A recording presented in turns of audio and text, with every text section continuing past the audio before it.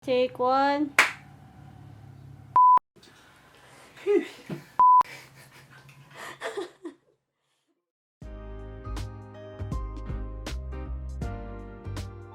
Hi everyone, this is Joel Boncodin coming to you from Casa Santiago.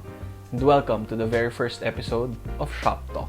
Shop Talk is the talk show segment of our YouTube channel. It serves to supplement our custom-built videos with stories, conversations, and information about the bikes we are assembling.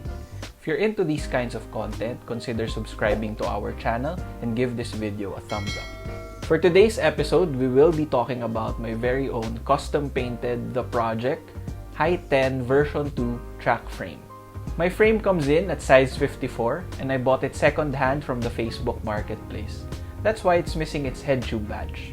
I'm sure you've noticed by now the unique colorway of this frame. So I had it custom painted to a candy purple finish with black TP decals.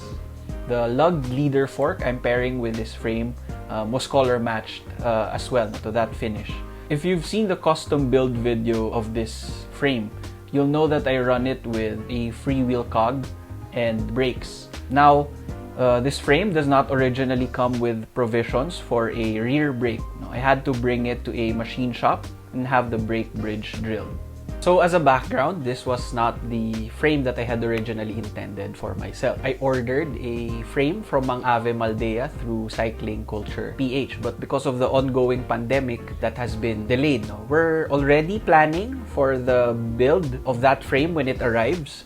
So subscribe to our channel and click the bell button below to be notified when that video is posted. Going back to my story, I went on Facebook to search for a frame that I could build up while waiting for the Maldea frame I had built. It was not easy. I had a very specific taste. No, I was looking for a steel frame that was not Celt or Jackal or SGM. I did not want an aluminum frame. To be honest, I'm not a big fan of the aero tubings. And I was also on a budget since I was already spending on a handmade frame. So we finally settled with the TP HiTen V2 since it ticked almost all the boxes for me. I didn't mind the paint and the finish of the frame that I got since I always planned on having that frame repainted myself. The only issue I had with the TP HiTen V2 was the lack of provisions for a rear brake. Since I use my bike for daily commuting and exercising, I run it with a freewheel sprocket and not a fixed cog. Before people start going on about getting a geared bike instead, using a single speed bike is personal preference. For me personally, it's easier to maintain. Always being in the wrong gear presents a unique challenge to me, no? Even if I don't necessarily go on long rides. So I had to have that rear brake. So I went to the nearby machine shop and had the brake bridge drilled. Having a frame drilled for brake hole provisions or bottle bosses is common practice in steel bikes, especially older or vintage frame. To a certain degree, this can also be done to aluminum frames, but never on carbon frames because it will drastically affect the structural integrity of the material. If I'm not mistaken, RJ the Bike Guy, another YouTuber, has a video about drilling steel frame set to make provisions for brake calipers. Now, if you're not knowledgeable or comfortable with using a drill or making a hole on your bike or your frame or your fork yourself, I suggest you bring your frame or your bike to a professional. Because of the limitations of the machine shop I went to, I originally intended to install my rear brake inside the rear triangle of the frame. A modern brake bridge hole would typically have a 6mm hole outside and an 8mm hole inside the rear triangle. This could easily fit a brake caliper with a recessed nut. Because the machine shop I went to did not have a drill that could fit inside the rear triangle, I asked them to drill the brake bridge the other way around, with the 8mm hole facing the outside. This was a common concern raised in online forums, and I came across two websites that convinced me that it was doable. The first lead that I found was on bikeforums.net. I read 2 or 3 threads that talked about Harry Havnunian and how he installs rear brakes inside the rear triangle. Some saying that he's been insisting on this since the 1980s. So who is Harry Havnunian? He's an American custom bike builder based in Media, Philadelphia. He founded and runs HH Racing Group and the bike shop called Cycle Sport. He's been building custom race bikes since 1976, some of which have been used to win US national championships, the World Cup, the Olympics, and even break the world hour record. My second lead was Sheldon Brown. So until today, Sheldon Brown's website remains a definitive source for anything fixed gear related. According to him, this way of mounting the rear brake caliper is common among mix or step-through bike frames.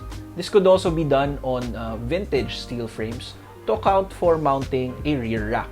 As long as the brake pads are facing the right direction, there shouldn't be any problems running this setup. After reading about Harry Havnunian and going through Sheldon Brown's webpage, I was convinced that running rear brakes inside the rear triangle was something that has been done before. So I had my brake bridge drilled that way, and I went with it. I also thought that this would give my bike a unique character. But things started to get messy when we started assembling the bike. At first, the rear brake looked okay, but as soon as I fitted the rear wheel, it became obvious that something was not right. The brake that I first used was too short. The brake pads didn't even reach the tires. I failed to take into account the height of the brake bridge in the Project HiTen V2 frame. My solution was to get long-reach caliper brakes for the rear instead. But when I installed that, I encountered the same problem. This time, the brake pads would only reach the tire's sidewalls. Because I needed that rear brake, I was left with only one option, and that was to drill the brake bridge hole myself so that I could install my brakes the right way around. I busted out our hand drill.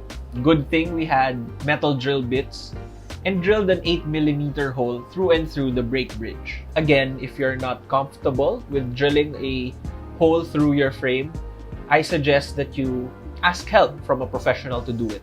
In the end, I was able to install a rear brake on my bike. For this particular build, I used the Project long reach caliper brakes in the rear, now taking into account the height of the frame's brake bridge. I also used radius washers on both sides of the brake bridge to properly load the recessed nut. This is important because the hole outside the brake bridge is now bigger than the mounting screw for the brakes. This practice of properly loading the recessed nut will keep me safe, and it will help me avoid any untoward failure of the brake component while I'm out on a ride.